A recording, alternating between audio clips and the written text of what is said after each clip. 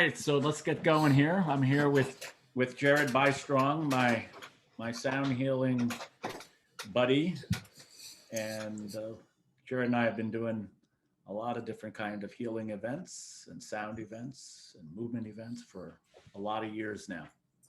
Many So years. many many years.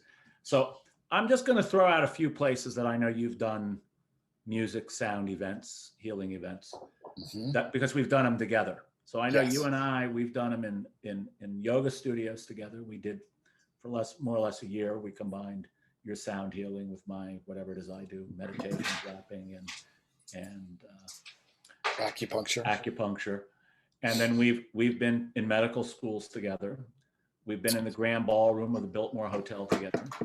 We've Yes. been um, we've been on ashrams doing this together, In ashrams. Yes. in ashrams and in uh, classrooms. I'm trying to think where else we might have done. So Classrooms. on We were the in radio, Well, we were on the radio together. we've done it on the radio a bunch of times. We also were in Guatemala doing this. We were on retreat. We've done this Oh on yes. retreat. Yes. So Yes. so when I think of you and your love and your passion of sound and music and healing and your creativity in establishing a lot of connections.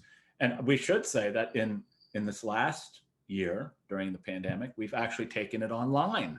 That's And I right. think we both discovered collectively that what we do works online, right? That sound, Yes. the whole thing works Yes. online. And from Now, our living rooms. yeah, and I know like we're looking at you with your background now there on the beach. I know you do regular things on the beach as well, so outdoors. Hmm. You've done things on cruise ships, am I correct?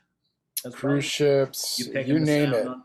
Yeah. Weddings, funerals, births, pre-births, everywhere in any. Yes, Right. everything you can imagine. So the reason I'm sharing this is I know that you believe as I believe that sound like music uh, goes everywhere, can be done in any context. And so what I want to start by asking is, I mean, clearly you have a love and a passion of music and sound. Mhm. Uh, so where does that start for you? Like as a kid, were you beaten on sticks, and I mean, how did it all start?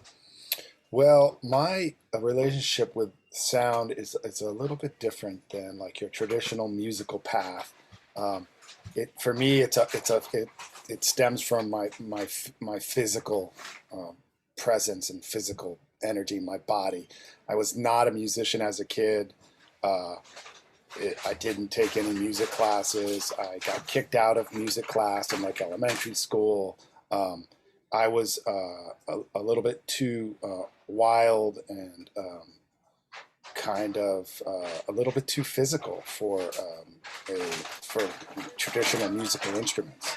Um, and so, yeah, that's that. I really wasn't. I was a very active kind of young kid who played all sorts of sports. I was an acrobat and a daredevil, and I was a breakdancer, a wrestler, just like this type of energy.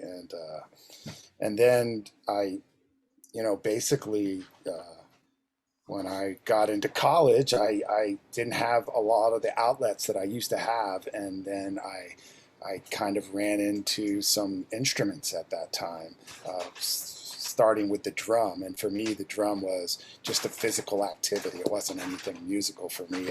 I couldn't even hear. I didn't even have the type of kind of training with my ears to even tune into tune into what music was about. Um, so I just followed my gut instinct, physical gut instincts, and eventually it's just started. I started to use sound as really a cultivation for my physical energy that just So had you to your had to come yours out. your original use of the drums was as a healing, as a Yes, conduit to release your physical energy. that's right. That's exactly right. It was something that I enjoyed, that it was just like an energy. I could just start banging on the drum and then 2 hours could go by. Yeah. Now, it didn't sound good to anybody, and it really didn't matter because it wasn't for anybody. Um, Right. and It I was just, for you. yes, it was for me. But you did it. You did establish your relationship with music and with sound, not as a performer, not in any trained way. You didn't just segue that over, but really it was for you it was a healing outlet, a deeply physical healing outlet. And I'm Yes. curious, in this hours of banging on the drum, in retrospect, do you think that you were tapping into some deep primordial aspect of yourself that guided you on your way, or how did that work for you? Absolutely. Yeah.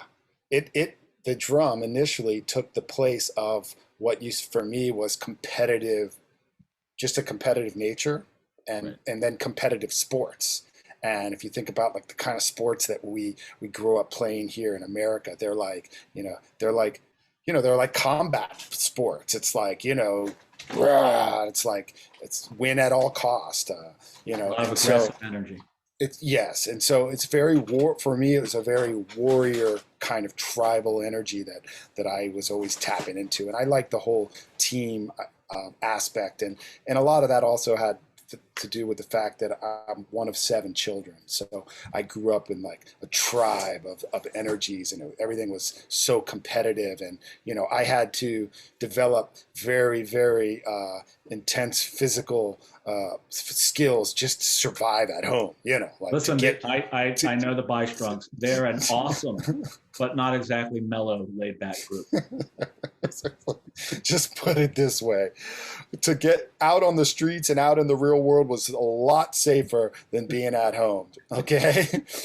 And so a lot of like, fight and flight were reactions was like a daily thing for me. So this kind of in instincts that you have to develop in order to survive was something that was like, I struggled with once I got out of that environment and got into college, where like people were, compared to what I had come from, extremely civil. And they also did something that I had never really been around people that did. They listened.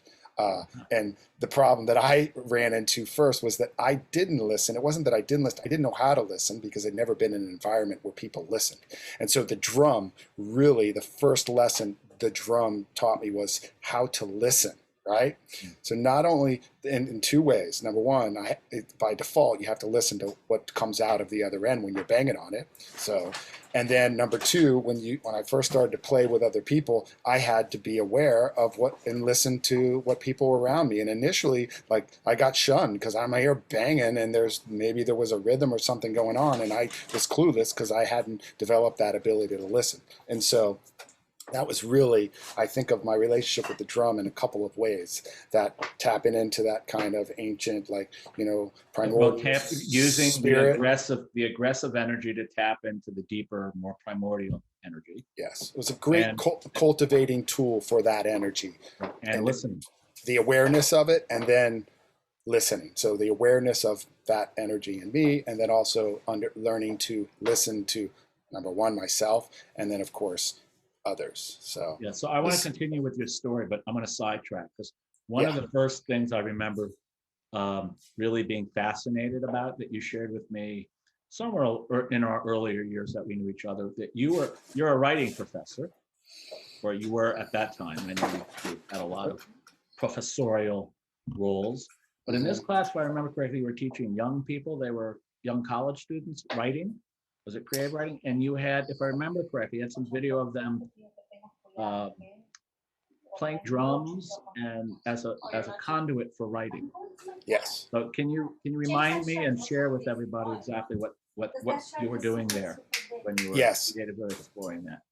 Yeah. So immediately when I started, right around that same time, I was becoming aware of the drum playing, and I really got into it, and then I started to study it. I really started to practice it with some serious discipline, and so one of the things that I realized also out of the drumming, and I'll connect it to the teaching of writing, was that it was the first time that I realized, post sports and childhood kind of energy, that what I had cultivated as an athlete could be applicable to anything in life, and that was the discipline of practice.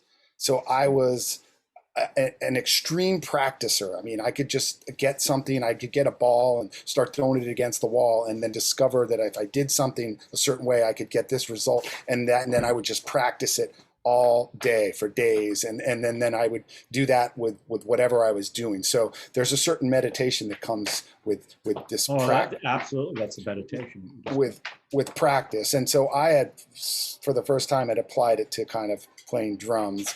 And while this was happening, I was going through school and had at the same time had discovered writing, which also is a form of tapping into kind of this, but in an idea sense, in words. So I was kind of cultivating this space where I could find words that express what I otherwise used to express through physical activity.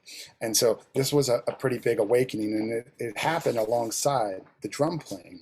And at some point I became a teacher of writing, and my first formal teaching experience that I ever had was I was in a graduate course where we were going out into the community and teaching.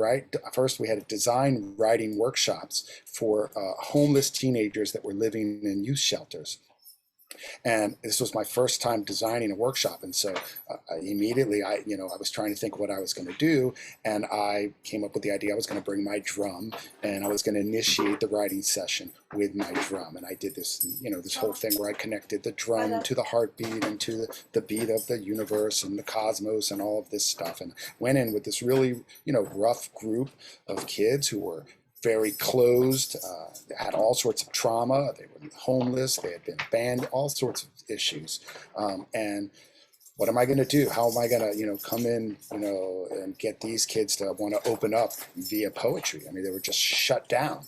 And so I did this thing with the drum, and it just opened them up. And you could just see them completely just change. And so this was like my first introduction to taking something that I had done that had helped me, and then bring it into what for me was an extremely formal situation, because it was through the university, and it was with my professor, and we were going to teach these workshops. So they completely opened up. And I would propose that this was now you're transitioning from your first use of your drum for personal healing into now using the drum in a community setting for healing, because what you were using the drum to do was to disinhibit some limitations within, right? Generally using it to allow these students to open up and write.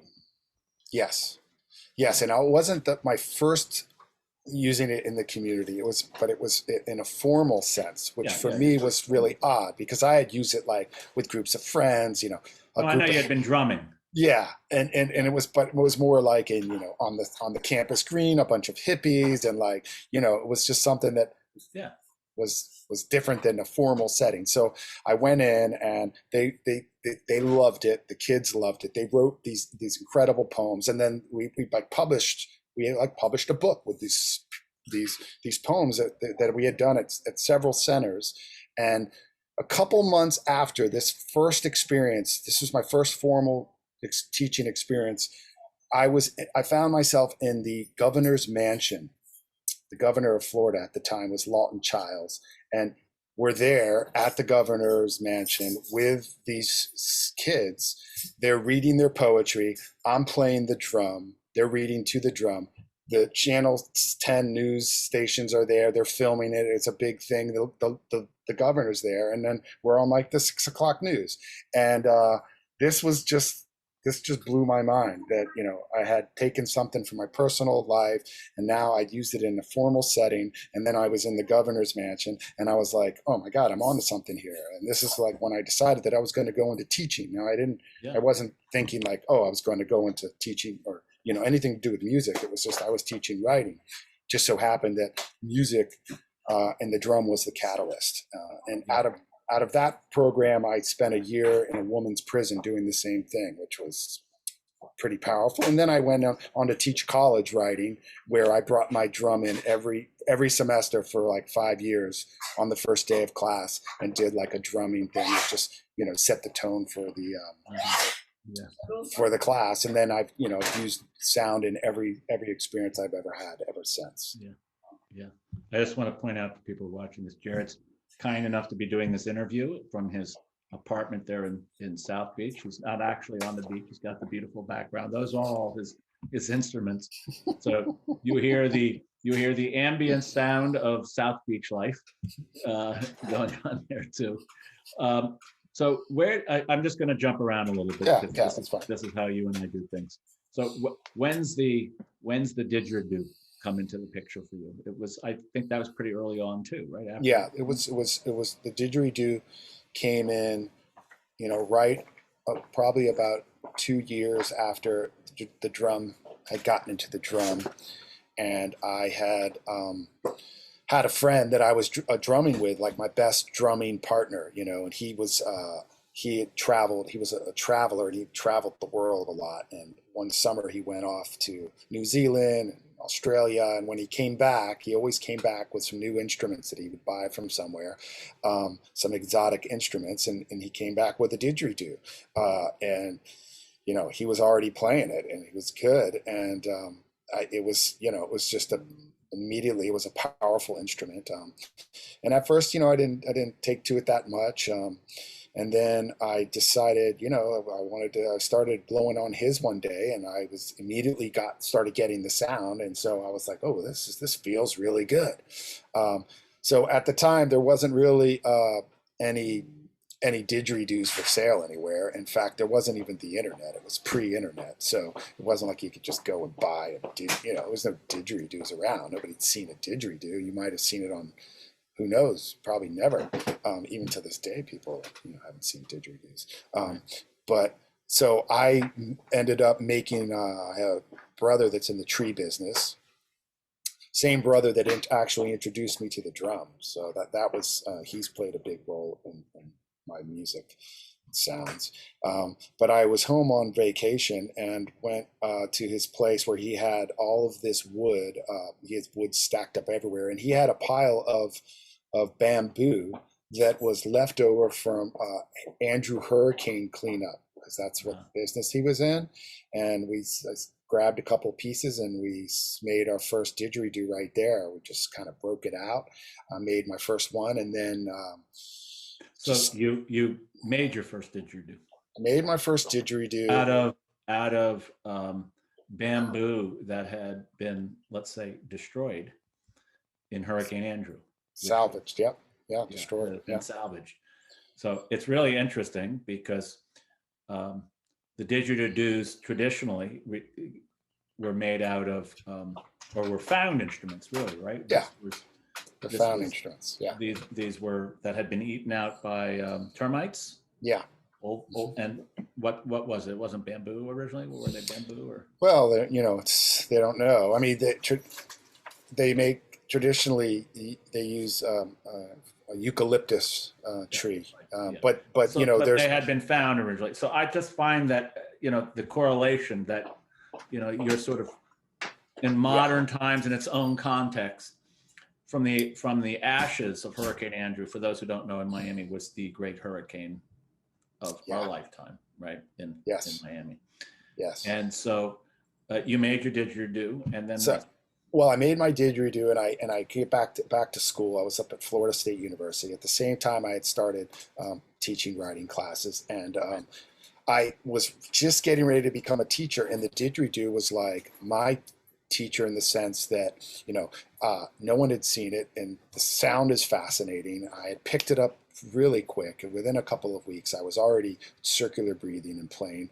And I had that thing, I carried a didgeridoo around everywhere I went. And so, what do people ask? What is that? Well, you play a didgeridoo, and then the first thing that people have when they hear the didgeridoo is questions. And then so it put me in a position where I had to know what I was talking about, or at least sound like I knew what I was talking about. So I was practicing all day, and this was like my development as a teacher, like talking in front of a group, like sounding like teacherly, right?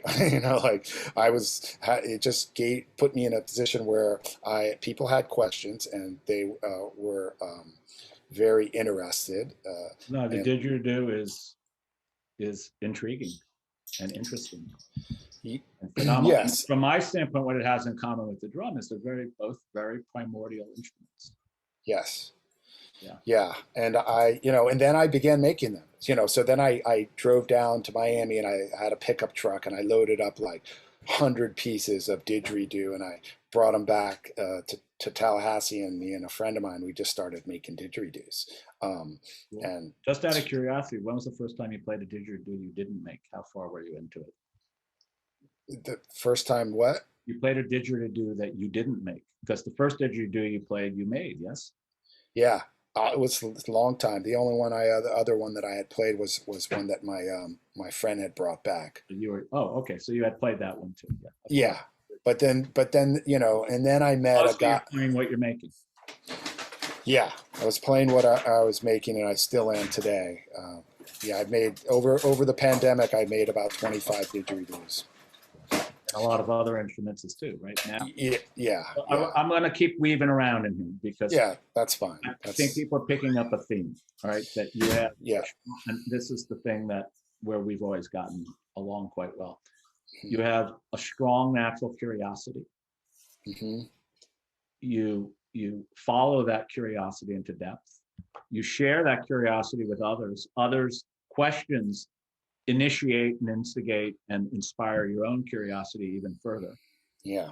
So now you have this deep relationship with the drums and the didgeridoo. And I'm saying that you have a deep relationship with the drums. For anybody who's ever seen Jared play or experienced him in person, he becomes a conduit. He transforms when he plays the drum and when he plays the didgeridoo. And there's a commonality between the two, but there's also a difference. So since I've known you, you've kept acquiring new vehicles for producing sounds, we call them, or instruments. Yes. Yes. So I know you have just you just keep adding them. So I sure do. yeah, the two main ones, as I think of you, as the didgeridoo, and then The drum. drums in all their forms, Yes. and sort of as an extension of the didgeridoo, more and more little wind instruments. And then I think of you also having a relationship with bowls, Tibetan bowls, and sound bowls, and Yeah. other things that you're. Yeah, so I think of like this is how I see it. Okay, so the foundation of my sound healing practice is the two main instruments are the drum, right? That for me will help cultivate that external, that expression of energy, right? That it represents the yang, right? Right, yeah, the die, outside. what we call the die, but the expression, right? That's right, the die, and this is something that I grew up doing, right, is expressing myself in a physical. And so the cultivation of that raw energy was all sports and all this stuff. And then the drum. Then the didgeridoo for me was a very internal journey when I first started doing it. It demands such a level of breathing. You shut your eyes and you travel the universe, right? And Just out of curiosity, at what point did you learn? How far in were you learn? You became capable of doing the circular breathing. That's part of the mastery of that instrument. Just a couple of weeks. Really, a couple of weeks into it. Yeah, it's a very intuitive. It was an intuitive thing for me, and I teach people to play the didgeridoo, and I always tell them, what happens is we're stuck in people get stuck in their head. It's not something you do from your head, and so we have to get rid of the overthinking. The head gets in the way, and then people can't get in touch with that intuitive side. It's a natural thing. If you can just sit there and play it, you'll pick up the circular breathing because it's a natural kind of impulse that comes.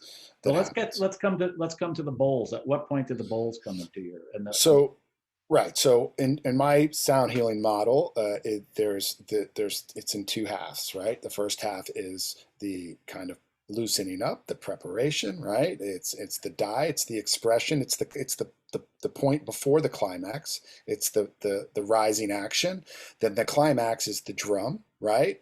And then this, for me, the sound healing is in the falling action. because this is where we're open, and now we're going to, then I'm going to come in, and this is where the didgeridoo comes in. And so when I first started to use the didgeridoo and the drum in a sound healing capacity, which was not always the case, although I had an inkling for doing that, there just was never the space for it or the context, and I was using those instruments in more of a performance type, which I liked and all, but it was, for me, it just wasn't fully satisfying. It was, I knew that there was much deeper work that I could do with these instruments because I had already done it in the classroom and in all sorts of educational ways, in a way that I wasn't doing it like out in the real world where I was doing more performance. But then I started to do it more in a healing capacity, and then once I had established that space and I was getting really powerful results from people, then number one, it was exhausting because playing the didgeridoo for like 2 hours is a task. So I began to I then. remember we had you at an event one time. We were doing, actually, I think it was a full moon retreat. Mm-hmm. And of Yeah, course, yeah, I when you remember start that. doing your thing, everybody loves it. And I felt bad the next day because you had two very enlarged lips. Yeah, it looked like I had been to a Botox clinic. Yeah, thanks, Dan. Thanks a lot. But it did a lot of healing that night. Yeah. So I began to bring in other instruments to support the didgeridoo and the drum, and each instrument for me is, I spend a lot of time, years and years, with those instruments, and they represent a cultivation of a space and energy within my body, an itch that I have. Yeah, relationship. And yes, it's a relationship. And so putting them all together, basically, and I'm still building, I'm still working on it. But I'm at a place where I have enough instruments, and I put them together in a narrative where over a two hour period, I go through my entire energetic system, right? And I empty my vessel. I go through use these instruments to do it. And what happens is, in front of me with the participants, this is just a reflection, a mirror of what I'm working through in me as I'm emptying those systems and tuning them. That is impacting the participants, or at least that's what I've been told. Yeah, Right? great, Yeah. fantastic. Mm-hmm. So, but the bowls did come years afterwards, yes? And Yes, many years I started. Yeah, it's probably been about, I started to incorporate those things into sound healing maybe 10 years ago, maybe. here's why I want to point this out.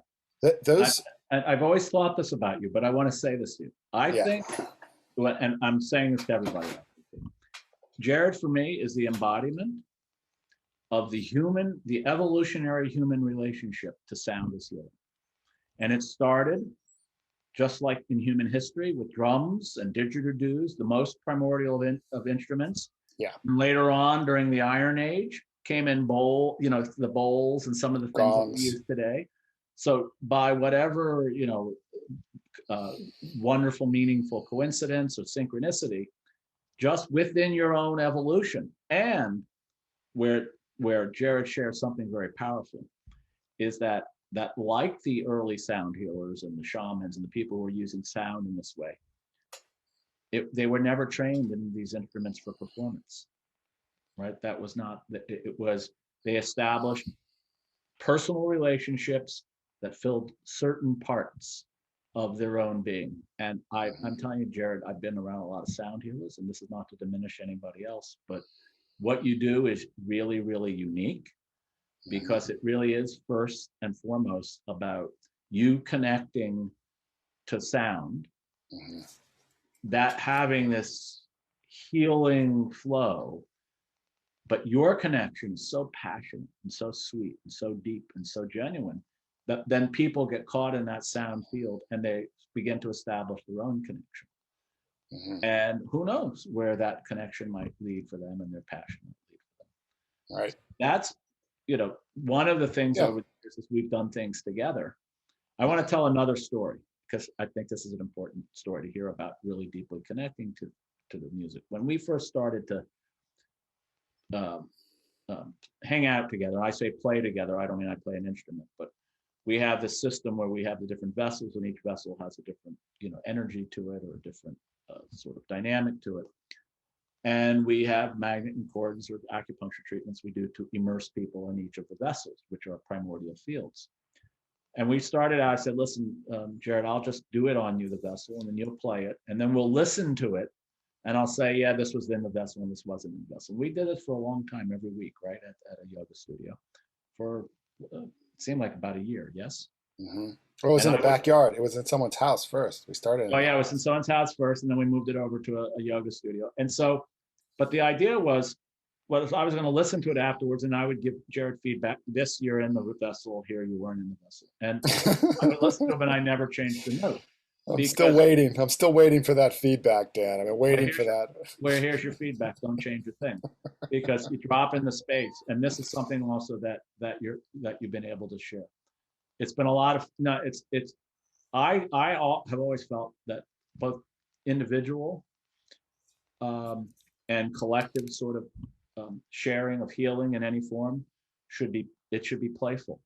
It should be joyful. It can be very, very serious play, right? Mm-hmm. People are dealing with very, very serious things. This is not necessarily lightweight stuff, but I think what Jared has to offer, and why I was so excited to have him do this course, this 3-hour online course as part of the academy. And I encourage all people also, if you ever have the opportunity, of course, study with Jared in person as well. But I really want him, and I think he's going to pull it off beautifully, because I've seen every context, and you've heard a little bit about it today, every context he ever has shared his music in, and his sound healing in, he manages to pull it off exquisitely.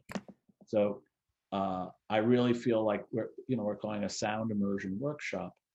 And Jared, this is what I'm going to say. I'm going to ask Jared to tell you a little bit about what he has in mind for it, but I'm going to tell you this: whatever he describes, what happens will happen.